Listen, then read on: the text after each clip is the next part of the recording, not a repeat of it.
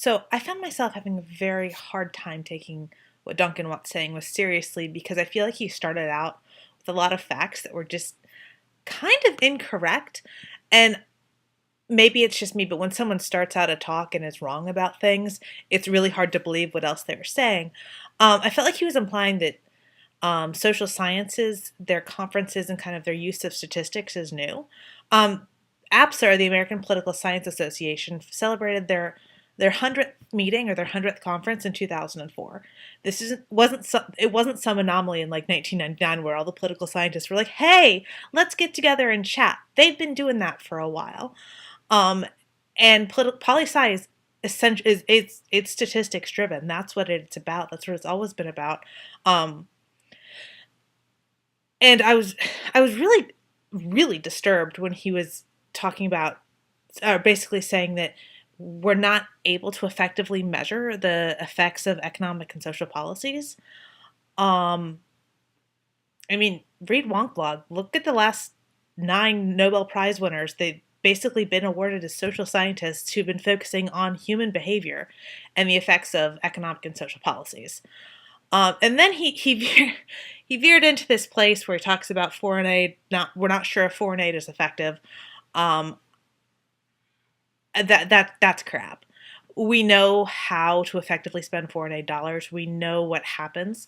There've been a lot of discussions as to pushing our agenda or the U.S. agenda with our foreign aid dollars. But if you look at simple, small changes, say teaching a girl in Africa how to read, she is more likely not to get AIDS. If we invest in education and invest in, you know, making sure that that little girl can read, we're going to help stop the spread of AIDS. It's effective. If our foreign aid dollars are effective, and we need to spend them smartly. And while I will agree that throwing money at the problem won't always fix the problem, we do have strategies and we do know how to effectively stop some foreign aid crises. Um, then he started talking about the how basically problems dealing with humans weren't rocket science, and how when you take classes, your math and your biology and your so-called hard sciences seem a lot fixing those problems seems a lot harder. I never felt like that. I felt like in biology and in chemistry and in whatnot, there were answers. You could be right, you could be wrong. But when you're talking about political science, when you're talking about history, when you're talking about really any of this, there's so much nuance. Whenever you're dealing with humans, there's no right or wrong answer. There's just an answer. And you can back it up with, and that is where I start to agree with what Mr. Watts was saying, that, yeah, once you know the answer, things are obvious. But he built up to it with so much factually incorrect data that I had a hard time wrapping my head around it. And then I just found myself questioning a lot of things.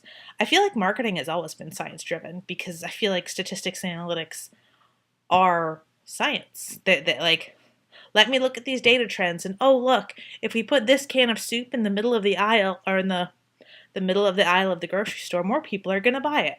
That's looking at data and making your data work and selling more cans of soup.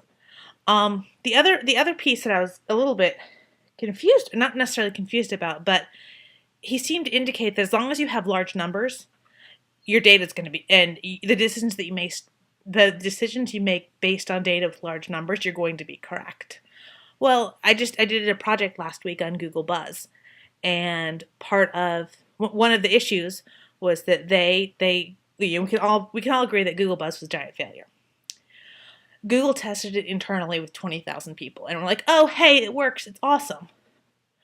About 3 years before Google Buzz rolled out, there was a similar kind of study looking at an internal email and social network system of 348 people versus the 20,000 people. 348 people basically were saying, okay, email and social network sites don't work together. These aren't compatible. Whereas the 20,000 at Google were like, oh, hey, these are great. And in that case, you had 20,000 people who thought something was awesome, 348 who basically were saying that it wasn't. And the 348 were right, not the 20,000. And there's, I think, a crystal clear example of huge numbers not necessarily being right. So data-driven intuitions I don't know. I was really struck by that, especially in context of kind of that Google Buzz project that I did. And those are my reactions.